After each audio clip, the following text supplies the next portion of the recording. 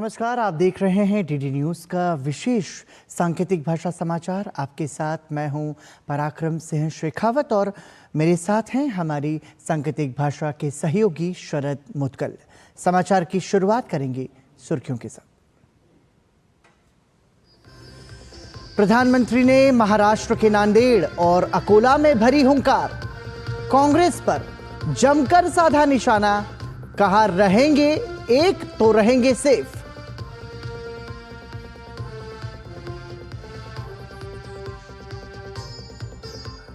झारखंड के खूंटी में राजनाथ सिंह ने शिक्षा और रोजगार बढ़ाने पर जताई प्रतिबद्धता, तो छतरपुर और हजारीबाग में अमित शाह ने विपक्ष पर साधा निशाना। वहीं कांग्रेस नेता राहुल गांधी ने जमशेदपुर में जनसभा को किया संबोधित।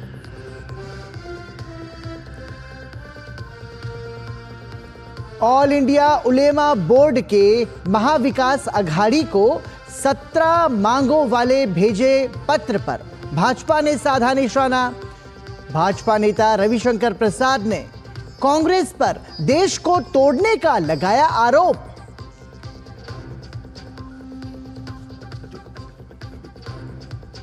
उत्तराखंड स्थापना दिवस पर प्रधानमंत्री ने दी बधाई। रजत जयंती वर्ष के शुभारंभ पर विकसित भारत के लिए विकसित उत्तराखंड का दिया मंत्र।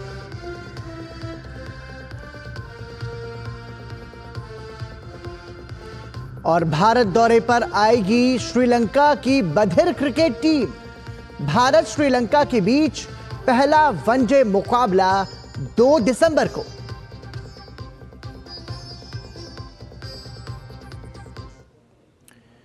और सुर्खियों के बाद खबरों पर नजर डालेंगे विस्तार से।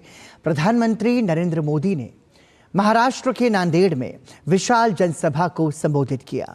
प्रधानमंत्री ने कांग्रेस को संविधान के साथ राजनीति करने को लेकर जमकर घेरा। प्रधानमंत्री ने कहा कि कांग्रेस के लोग संविधान के नाम पर अपनी एक अलग लाल किताब बंटवा रहे हैं। कांग्रेस की लाल किताब पर ऊपर तो लिखा है भारत का संविधान, लेकिन भीतर से ये लाल किताब कोरी है।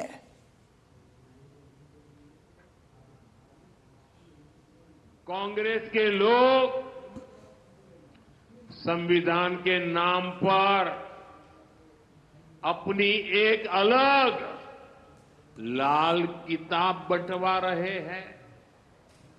कांग्रेस की लाल किताब पर ऊपर तो लिखा है भारत का संविधान, लेकिन लोगों ने जब भीतर से खोला तो पता चला कि लाल किताब कोरी है। सारे पन्ने कोरे, उसमें बाबा साहब के संविधान का एक शब्द भी नहीं लिखा है। ये उनकी बाबा साहब के प्रति जो नफरत है ना, उसका ये नमूना है। प्रधानमंत्री नरेंद्र मोदी ने आज महाराष्ट्र के अकोला में एक विशाल जनसभा को संबोधित किया। इस मौके पर उन्होंने कांग्रेस पर हमला बोलते हुए कहा कि जहां कांग्रेस सरकार बन जाती है, वो राज्य कांग्रेस के शाही परिवार का एटीएम बन जाते हैं। मैं महाआघाड़ी की घटक कांग्रेस का एक उदाहरण आपको देता हूं। जहां कांग्रेस सरकार बन जाती है, वो राज्य कांग्रेस के शाही परिवार का एटीएम बन जाता है। एटीएम पता है ना, लोग उसमें से पैसे निकालते हैं। एटीएम, ये कांग्रेस का एटीएम बन जाता है, शाही परिवार का एटीएम बन जाता है। इन दिनों हिमाचल, तेलंगाना और कर्नाटका जैसे राज्य ये कांग्रेस के शाही परिवार के एटीएम बन गए हैं। एटीएम। वहीं कांग्रेस भी चुनाव प्रचार में कोई कोर कसर नहीं छोड़ रही है। कांग्रेस अध्यक्ष मल्लिकार्जुन खड़गे ने नागपुर में भाजपा पर निशाना साधा। उन्होंने प्रदेश में कानून व्यवस्था को लचर बताया। जो महाराष्ट्र पहले देश में कानून सुव्यवस्था के लिए, न्याय के लिए, लेकिन आज समय बदल गया है। बीजेपी सरकार आने के बाद और जो गवर्नेंस होना चाहिए वो गवर्नेंस ठीक ढंग से नहीं हो पा रहा। भाजपा के वरिष्ठ नेता अमित शाह ने झारखंड के हजारीबाग में एक जनसभा को संबोधित किया। उन्होंने कांग्रेस को पिछड़े वर्ग की विरोधी पार्टी कहा। प्रधानमंत्री नरेंद्र मोदी ने पिछड़े वर्ग को संवैधानिक मान्यता देने का काम किया है, ये भी कहा। कांग्रेस पार्टी पिछड़ा वर्ग की विरोधी पार्टी रही और उन्होंने पिछड़ा वर्ग आयोग को इतने सालों तक मंजूरी नहीं दी। भारतीय जनता पार्टी की सरकार आते ही मोदी जी ने पिछड़ा वर्ग आयोग को संवैधानिक मान्यता देने का काम हमारे प्रधानमंत्री नरेंद्र मोदी जी ने किया। गृह मंत्री अमित शाह ने अपने संबोधन में 70 वर्ष से अधिक आयु वर्ग के लोगों को 5 लाख के मुफ्त इलाज की सुविधा देने की बात कही। गरीब का 5 लाख तक का पूरा इलाज मुफ्त में हो रहा है और अब किसी भी आयु वर्ग के 70 साल से ज्यादा आयु वाले बुजुर्ग को और 5 लाख तक रुपया दिया जाएगा इलाज के लिए। 10 लाख तक का पूरा इलाज आज नरेंद्र मोदी सरकार कराती। झारखंड के खूंटी में भाजपा नेता राजनाथ सिंह ने चुनावी जनसभा को संबोधित किया। उन्होंने शिक्षा और रोजगार पर फोकस करते हुए कहा कि राज्य में भाजपा की सरकार बनने पर 5 साल में 5 लाख स्वरोजगार के अवसर उपलब्ध कराए जाएंगे। उन्होंने कहा कि गरीब और वंचित वर्ग की बालिकाओं को केजी से पीजी तक मुफ्त शिक्षा भी दी जाएगी। 5 वर्षों में 5 लाख स्वरोजगार के अवसर सुनिश्चित करेंगे। 2,27,500 सरकारी पदों पर निष्पक्ष पारदर्शी तरीके से हम लोग नियुक्ति करेंगे। जो स्नातक और स्नातकोत्तर पास हैं उनके लिए मैं कहना चाहता हूं, उनको अपना कैरियर बनाने के लिए उनको नौकरी नहीं मिली है, 2 वर्ष तक उन्हें हम 2,000 रुपया प्रतिमाह मुहैया कराएंगे। राज्य के जो गरीब हैं, पिछड़े वर्ग हैं, कि प्रत्येक बालिका को पहली दर्जा से लेकर के बिल्कुल अंत तक, दर्जा 16वीं तक शिक्षा इनको मुफ्त में दिलाई जाए। और आइए अब सीधा रुख करेंगे जमशेदपुर में गृह मंत्री अमित शाह के रोड शो का। गृह मंत्री अमित शाह एक रोड शो जो है वो कर रहे हैं भाजपा के समर्थन में, और चुनाव का दौर है और सभी राजनीतिक दल कोशिश कर रहे हैं अपने अपने समर्थन में मतदान की अपील जनता से करते हुए। रुख करेंगे अगली खबर का। भाजपा प्रवक्ता रविशंकर प्रसाद ने कांग्रेस पर देश को तोड़ने का आरोप लगाया। एक प्रेस कॉन्फ्रेंस को संबोधित करते हुए रविशंकर प्रसाद ने महाराष्ट्र कांग्रेस कमेटी के ऑल इंडिया उलेमा बोर्ड को दिए गए जवाब को संविधान विरोधी बताया। दरअसल महाराष्ट्र चुनाव में समर्थन देने के लिए ऑल इंडिया उलेमा बोर्ड ने महाविकास अघाड़ी के सामने 10% मुस्लिम आरक्षण समेत कई मांगे रखी हैं और कांग्रेस ने इन मांगों को लागू करने के लिए कदम उठाने की बात भी कह दी है। रविशंकर प्रसाद ने कांग्रेस से पूछा कि नाना पटोले अपनी सहमति से पत्र लिख रहे हैं या राहुल गांधी की सहमति से। राहुल गांधी रोज संविधान लेकर आप देश में घूमते हैं, दिखाते हैं कि संविधान खतरे में है। उस संविधान के अंतर्गत साफ लिखा हुआ है कि रिलीजन बेस्ड रिजर्वेशन नहीं हो सकता। मुस्लिम जमात आपसे मुस्लिम समाज के लिए 10% रिजर्वेशन मुसलमानों के लिए मांग रही है। इसे आप सही मानते हैं? नाना पटोले अपने मन से ये पत्र लिख रहे हैं जो आपके अध्यक्ष हैं, या आपकी सहमति से पत्र लिख रहे हैं?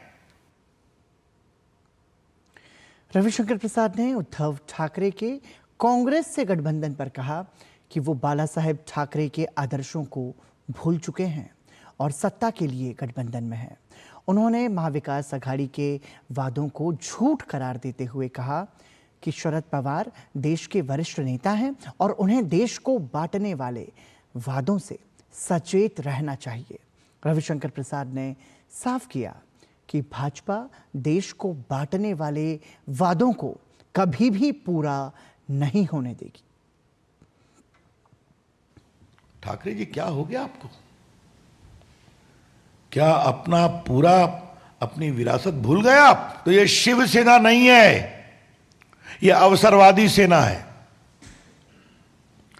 उद्धव ठाकरे की शिवसेना अब बाला साहब की शिवसेना नहीं बची, ये सत्ता के लिए लोलुप अवसरवादी सेना है। तो वोट बैंक के लिए किसी सीमा तक जाएंगे।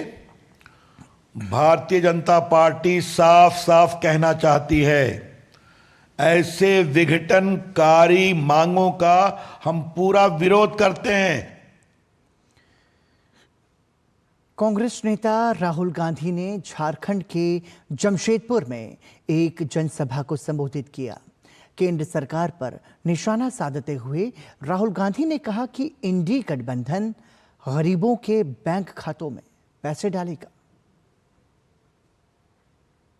कांग्रेस पार्टी ने,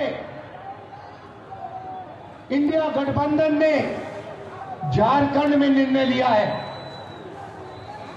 जितना पैसा ये लोग अरबपतियों को देते हैं उतना पैसा हम आपके बैंक अकाउंट में डालेंगे।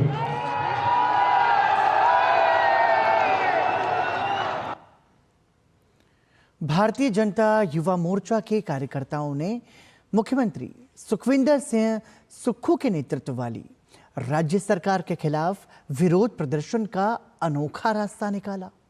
युवा मोर्चा ने शिमला में समोसा मार्च का आयोजन किया। इस समोसा मार्च में सैकड़ों की संख्या में युवा मोर्चा के कार्यकर्ताओं ने हिस्सा लिया। गौरतलब है कि हिमाचल प्रदेश के मुख्यमंत्री सुखविंदर सिंह सुक्खू के लिए बनाए गए समोसे और केक उनके सुरक्षा कर्मचारियों को परोस दिए गए। इसके बाद विवाद खड़ा हो गया और सीआईडी जांच तक की जरूरत पड़ गई। भारतीय जनता युवा मोर्चा के हिमाचल इकाई के अध्यक्ष तिलक राज ने कहा कि पूरे देश भर में हिमाचल प्रदेश का मजाक बन चुका है। कभी टॉयलेट टैक्स लगने की बात होती है और अब समोसे पर नई बहस शुरू हो गई है। कभी ये टॉयलेट पे टैक्स लगा देते हैं और कभी ये समोसे की जांच कराना शुरू करते हैं। ये बहुत दुर्भाग्य का विषय है और मैं इस पर स्पष्ट रूप से कहना चाहता हूं, इनकी मीटिंग में जितने भी साइबर सिक्योरिटी या बाकी सिक्योरिटी संबंधी जो मुद्दे थे, उन मुद्दों की चर्चा ना होते हुए 5 स्टार होटल से आए 21 समोसे आज पूरा देशव्यापी हो गया है विषय। और सारे लोग हिमाचल का मजाक बना रहे हैं कि हिमाचल की सरकार कर क्या रही है ये, और सारे हिमाचल वासियों का सर जो है सर शर्म से झुक गया है। छठ पूजा अनुष्ठान संपन्न हो गया है। बिहार में अन्य प्रदेशों से आए लोगों का लौटना शुरू हो चुका है। अत्यधिक भीड़ की संभावना को देखते हुए कटिहार रेल मंडल की ओर से कटिहार, पूर्णिया, जोगबनी और बारसोई समेत आधे दर्जन स्टेशनों पर यात्रियों के लिए बेहतर व्यवस्था की गई है।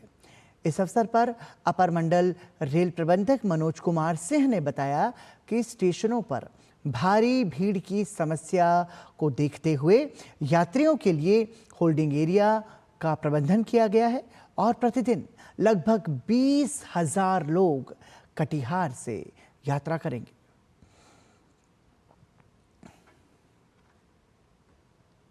हमारे 20 number of trains will new train जो है 20 जाएगी और जो यहाँ से पास होने वाली ट्रेन है वो 15 है। तो टोटल मिला के 30 तारीख तक हमने 35 स्पेयर ट्रेन यहाँ से नई ट्रेन गुजरेगी। कटिहार के अलावा 5 और जगह पे किया गया है। एनजेपी है, पूर्णिया है, किशनगंज है, बारसोई है और जोगबनी है। कितने यात्रियों को सर जाने की उम्मीद है सर? ये हम लोगों ने डेटा निकाला है और हम एक्सपेक्ट कर रहे हैं कि 20,000 लोग जो है पर डे यहाँ से जाएंगे। जाने वाले यात्री 20,000 होंगे, जिसमें आरक्षित और अनारक्षित दोनों रहेंगे। पराली को समाप्त करने के लिए किसान कर रहे हैं मशीनों का इस्तेमाल। जी हां, 1 घंटे में 1 एकड़ खेत से हो जाती है पराली समाप्त। वायु प्रदूषण को रोकने का हरियाणा के किसानों का ये प्रयास वाकई काबिले तारीफ है। रोहतक के धामड़ गांव में अब किसान पराली को नहीं जलाते हैं। ये गांव अब ग्रीन जोन में आ चुका है, जिसका श्रेय कहीं ना कहीं CII फाउंडेशन को जाता है, जिसने रोहतक जिले के 6 गांवों में पराली प्रबंधन के लिए 39 मशीनें दी हैं। कैसे कर रहे हैं किसान इन मशीनों का इस्तेमाल और क्या वाकई में हो जाती है पराली समाप्त, इसका ग्राउंड जीरो पर जायजा लिया हमारे संवाददाता गिरीश निशाना ने। हम हरियाणा के धामड़ गांव के अंदर हैं। आप ये देख सकते हैं किस तरह से पराली को समाप्त किया जा रहा है। ये मशीनों द्वारा किया जा रहा है। तो कहीं ना कहीं जो पराली का धुआं उठता था, अब वो हरियाणा के इन गांवों में नहीं दिखाई देता। इस पर ज़्यादा बात करने के लिए हमारे साथ मौजूद हैं किसान विनोद। सर, किस तरह की मशीन है आपकी? ये मशीन जो हमारी पराली है उसको हम नहीं जला पाते, इसलिए हम वेस्टेज नहीं होने देते। हम ज़मीन में इसको मिक्स कर लेते हैं, जिससे हमारी पैदावार बढ़ती है। पैदावार बढ़ने से हमारे को फसल में फ़ायदा होता है। बीज यूरिया कम डलता है, DAP कम डलता है। ये कौन सी मशीन है जो आप इस समय ट्रैक्टर में इस्तेमाल कर रहे हैं? ये गवर्नमेंट द्वारा दी गई सुपर सीडर है। सुपर सीडर, हाँ, क्या काम रहता है सुपर सीडर? इसको पराली को ज़मीन के अंदर मिलाना और जैसे मिट्टी है, मिट्टी को ऊपर लेके आना, बार बार तेल ज़्यादा ना जलना। इसके बाद आप क्या करेंगे इस ज़मीन के अंदर? इसके बाद में हम एक बार और बिजाई कर देंगे इसकी दोबारा इसी मशीन से। तो पूरी तरह पराली समाप्त हो जाएगी। करीब 1 घंटे के अंदर 1 एकड़ के अंदर पराली को समाप्त किया जा रहा है। ट्रैक्टर पर मौजूद हैं अनुज। क्या कहेंगे, किस तरह काम कर रहे हैं आप? ये बढ़िया है काम है जी, वातावरण को बताने के लिए। किस तरह की मशीन लगाई है आपने ट्रैक्टर में? ये सुपर सीडर है जी। क्या काम करती है? ये बिजाई भी कर रहा है, ये पराली को भी अंदर समाप्त करते हैं, ज़मीन में अंदर घुसाते हैं, जिससे पराली समाप्त हो जाए है और उसके बाद बिजाई कर लो। अपना बढ़िया तरीका है। कितना समय लगता है आपको सब कार्रवाई करने में? अभी किले में 1 घंटा लग जाता है, 1 एकड़ में 1 घंटा लग जाता है। हाँ। तो कहीं ना कहीं किसान पूरी तरह जागरूक हो चुके हैं कि प्रदूषण से अपना हरियाणा बच सके, इसको लेकर खास तौर पर ये लोग इन यंत्रों का इस्तेमाल कर रहे हैं। कैमरामैन कमलेश कुमार के साथ गिरीश निशाना, DD न्यूज़, रोहतक, हरियाणा। श्रीलंका के खिलाफ वीरेंद्र सिंह के नेतृत्व में खेलेगी भारतीय बधिर क्रिकेट टीम। 5 वनडे मैचों की सीरीज खेलने के लिए भारत दौरे पर आ रही श्रीलंका बधिर क्रिकेट टीम से मुकाबला करने के लिए भारतीय बधिर क्रिकेट टीम का चयन किया गया।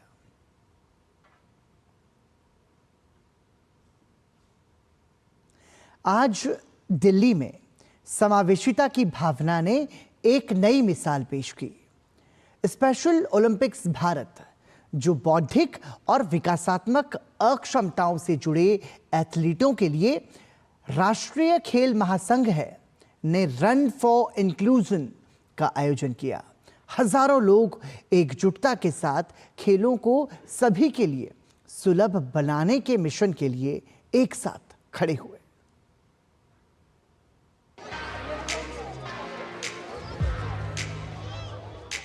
भारत ने शनिवार को दिल्ली में एक अनोखी रन फॉर इंक्लूजन का आयोजन किया। स्पेशल ओलंपिक्स भारत बौद्धिक और विकासात्मक अक्षमताओं से ग्रस्त एथलीटों के लिए भारत का राष्ट्रीय खेल महासंघ है। कार्यक्रम का शुभारंभ कॉर्पोरेट मामलों और सड़क परिवहन एवं राजमार्ग राज्य मंत्री हर्ष मल्होत्रा और स्पेशल ओलंपिक्स भारत के अध्यक्ष डॉक्टर मल्लिका नड्डा ने किया। जो साथी यहाँ पर आज रन फॉर इंक्लूजन के लिए एकत्रित हुए हैं, स्पेशली मैं उन स्पेशली एबल्ड बच्चों के लिए बहुत बहुत बधाई देता हूं और उनके लिए मेरा ये भी संदेश है मंच की तरफ से कि आप सब लोग भारत का भविष्य हैं। भाजपा नेता बांसुरी स्वराज और मनोज तिवारी भी इस आयोजन में शामिल हुए और इस मुहिम का समर्थन किया। स्पेशल ओलंपिक्स भारत के अध्यक्ष मल्लिका नड्डा ने कहा कि यह दौड़ खेल की भावना और समावेशिता की शक्ति का प्रतीक है। The Run for Inclusion is organized with the motto to include everyone in the mainstream of the society. We have 100 school children who are participating in the Run for Inclusion. Along with the school children, we have more than 1,000 special athletes who are part of this Run for Inclusion. Inclusion is a revolution that each one of us must join, we must propagate. It's extremely important. One, because this actually promotes physical health. It actually encourages going into the outdoors. Second, when you actually see such a large participation, you also realize that the awareness campaign is such a success. 3 kilometre की इस दौड़ में 10,000 से अधिक लोगों ने भाग लिया, जो विशेष एथलीटों के साथ एकजुटता में खड़े थे। 100 से अधिक शैक्षणिक संस्थानों ने 1,000 से अधिक विशेष एथलीटों ने इसमें भाग लेकर आयोजन की सफलता में योगदान दिया। यह रन फॉर इंक्लूजन आगामी 18 से 23 नवंबर तक नई दिल्ली में आयोजित होने वाले special Olympics Asia Pacific blogging और बॉक्से प्रतियोगिता का पूर्वाभ्यास है। Sports desk, DD news.